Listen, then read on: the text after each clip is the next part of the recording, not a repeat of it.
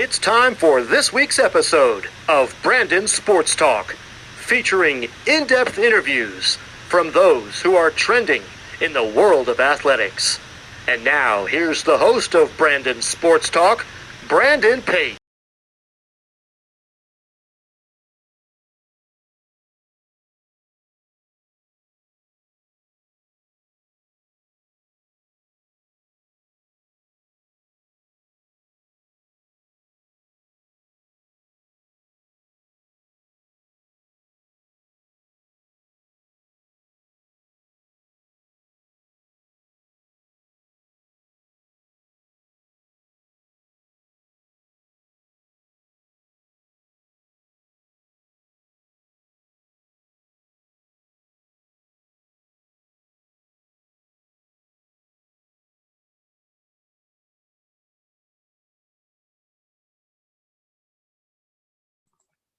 Welcome back to Brandon Sports Talk. In today's episode, I have the privilege to interview Matt Wolff, who is the founder and CEO of Ticket Time Machine. How are you doing today?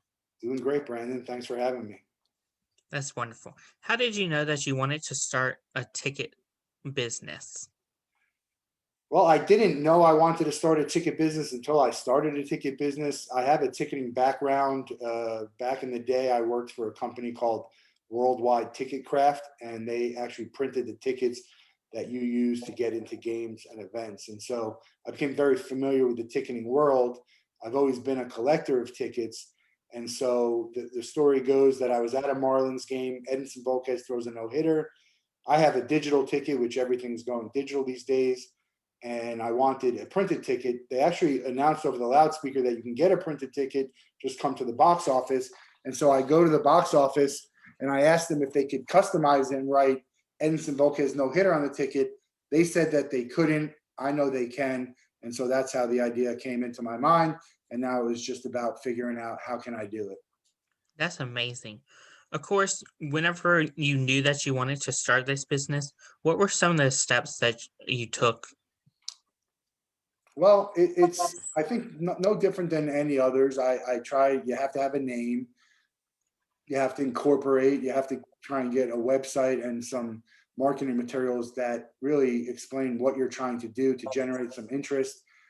Talk to people that I knew and respected in the industry about what the viability of this type of company would be, and then that's really it. Just kind of when as did everything as I went along, kind of on the job training for myself as a new business owner, and just kind of figuring it out, and until I could get a better grasp of it, and then went full time. What does Ticket Time Machine offer? Yeah, we're a commemorative ticket company, and so we offer commemorative products and tickets, but we have animated tickets where you can put a video on it. We also have rotating images. You can customize and personalize it. You can bridge the digital with the physical world. We also have the old school type, what you would call Ticketmaster tickets. So that look like this. And we have magnets, posters. We have a fan artist I just talked to today who we work with, Kyler Smith. He did this as part of fan art that he sells to his customers. So posters, magnets, stickers. We even have some stickers. I did this for another fan artist, Jeremy Wolff. And we're all about creating memories, keeping the printed memory alive, nostalgia, memorabilia, collectibles, souvenirs. What inspires you to start collecting tickets besides, of course, the no-hitter? Yeah, I don't know really. My wife would call me a hoarder. I've always collected things, and it's always been tough for me to let go of things because they all have meaning for me and they bring back memories. So I think I just started collecting tickets, and I don't even know when it was, because I probably lost a bunch of tickets that I had, but there became a point where I started to go to a lot of events, probably after college, and I just have a lot of stuff, tickets and programs and wristbands and giveaways, all of that stuff. I have them in boxes now, but I'm hoping to be able to display some of them. What are some of the sports tickets that you have collected along your journey? Well, I'm a Gator fan, so I have a couple of pretty big games from the Gators. I have they call it the cock block, which was versus South Carolina when Jarvis Moss blocked an extra point. That led to the Gators winning a national championship. I was at that game. I have the Tim Tebow Promise ticket, which is the game they lost against Ole Miss, and he went on that rant with his big speech, and they wound up winning all the games and winning a national championship. And that was a game they lost, which is interesting because most people don't keep tickets from games they lost. You kind of rip it up like you would a horse racing ticket that lost for you. But I collect all tickets, games that we won, games that I lost, stuff that have certain meaning. I have, tickets from events that didn't really necessarily use tickets. And so, it just brings back memories for me. And I don't really know what got me to do it, or, if I collect some more than others. I guess I treat some better than others, but I'll collect pretty much anything from all the events I go to. Have you collected tickets off of all sports leagues, so NFL, NBA, NHL, that kind of stuff? Yeah, I have NBA, Major League Baseball, NFL, NHL. I think I have a ticket from a golf, or a credential from a golf that I went to. My tennis, I used to go to the tennis tournament that's down here in Miami. It's like kind of the 5th major. They keep changing the name on it. Yeah, all kinds of events. Wrestling, I think, boxing, all kinds.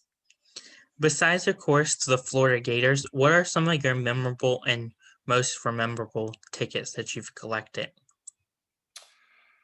Well, I have a Billy Joel ticket from my first New Year's Eve that I spent with my wife, or now my wife, and it's a printed home ticket, so it's a very generic paper ticket, which I'm not pleased about. I collected. I went to a minor league game with Tim Tebow and Peter Alonso and got a signed autograph there, so I have that ticket. On a baseball, I have the ticket from the Edinson Volquez no hitter. I also have a ticket from Josh Beckett's no hitter. Man, a lot. There's just so many. It's hard to. My Green Day, I have a ticket from the Green Day, which was my favorite concert of all time. Michael Fronte, wristbands. I keep wristbands. Now that's what you get at music festivals, wristbands. So I keep them, but they don't have any indication of who played. So I wish I had tickets that actually said, I saw this act at this event. Of course, I saw that you have a seminar called the Wolff Den. Can you talk about the Wolff Den and who you've had on your seminars? Yeah, so it's really a podcast, but not your traditional podcast. It goes live on LinkedIn, Facebook, YouTube. We share it to Instagram and Twitter. And it's really kind of, I use it like a talk show host, where I just bring on people and to talk about what they're working on, who they are, what they're passionate about. But we've had some really great guests. I just had JD Eicher on, who's a singer-songwriter. I've had Todd Radom, who had done some sports logos. You might know it from the Angels logos and some All-Star Game logos. Man, we've had Jesse Cole from the Savannah Bananas. It's a really great marketing and social media presence for minor league baseball. So, I have some great guests coming up. We had Sean Gibson, who is Josh Gibson's great grandson. Josh, obviously the major league Negro League great. We're looking to see if we can get the MVP changed to the Josh Gibson MVP award. So yeah, a lot of great guests, and we have some great ones coming up. And it's just a real casual conversation. I don't edit it. I just kind of go live and see where it takes. And we've had some bloopers, but just happy to have people on who are passionate about what they do and have a good story to tell. TJ Nelligan for Live Like Sean. That's a book he wrote about his son who has special needs, and a lot of great lessons out of that. TJ was a great guest, and we were happy to have him. What is something that you learned now that you didn't know before working in ticketing? Well, I didn't, when I first applied for the job at the Worldwide Ticket Craft, I didn't even know this was a thing. I mean, obviously we go to games and we have tickets, but you never realize that's a job of someone selling this. So, in the world of ticketing, back when I was at Worldwide Ticketcraft and also with Ticket Time Machine, I didn't realize how many events there were out there. There's so much going on everywhere, all over the US, all over the world.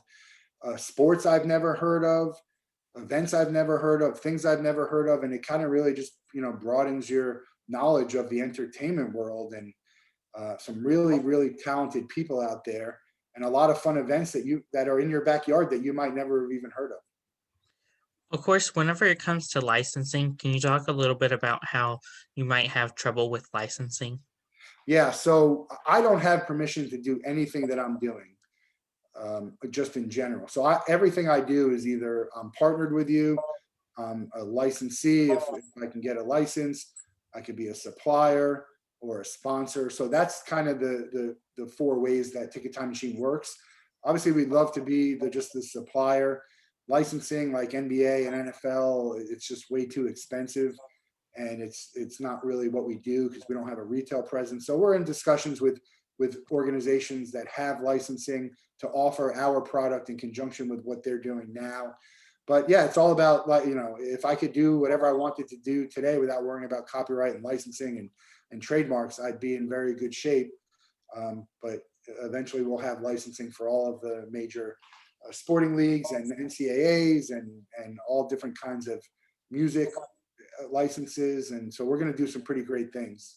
It's on the way. Tickets are coming. What is the process, of course, with licensing like that?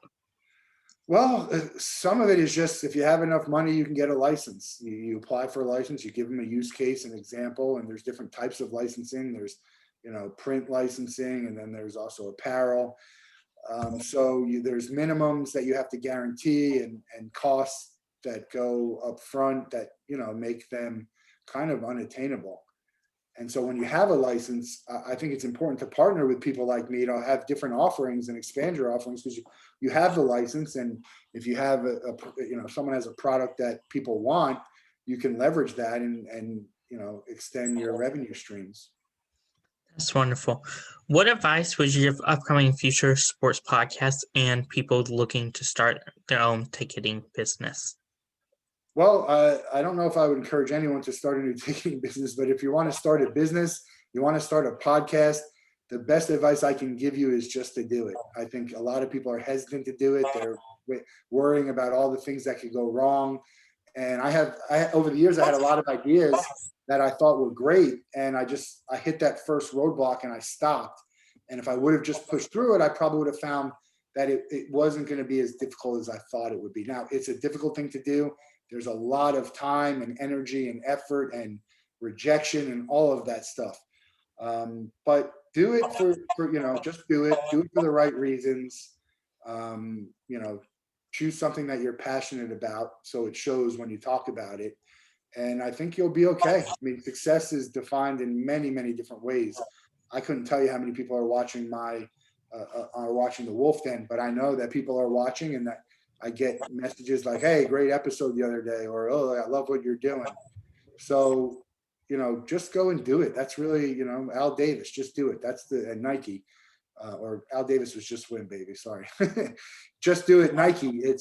That's the hardest step, is just making that first step and the leap of faith that you need to do something like that. And I would recommend anyone trying it. Obviously, there's cost involved, so make sure that it's something that's, you don't put all your eggs in one basket. But yeah, just doing it is really the best advice I can give. That's wonderful. Where can my listeners find you at on social media, on both the ticketing? I'm everywhere. Yeah, I'm about as accessible person as you can find. LinkedIn is probably my best platform. You can find me on Twitter, Instagram. I have a TikTok account. I have Linktree. I'm on Clubhouse.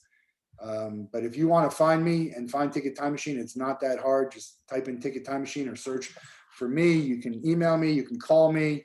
I'm happy to jump on a call if you have any questions about what I'm doing. If you have any questions about what you're trying to do. If you want me to appear on your show, if you want to appear on my show, just get in touch, say hi. I respond to every message I get. And so I look forward to hearing from new people and seeing how I can help them, and seeing if we can collaborate together in some fashion. That's wonderful. Thank you again, Matt, for your interview, and best of luck in your future with Ticket Time Machine. Appreciate it, Brandon. Look forward to talking to you again. You can find Brandon Sports Talk on Facebook at Brandon Sports Talk, Instagram at Brandon Sports Talk, Twitter at Talk_Brandon, and you can find me on YouTube at Brandon Sports Talk. Don't forget to like, comment, and subscribe. Thank you again, Matt, for your interview, and best of luck. You've been watching Brandon Sports Talk. Please feel free to like, share, and subscribe to Brandon Sports Talk on social media and on YouTube.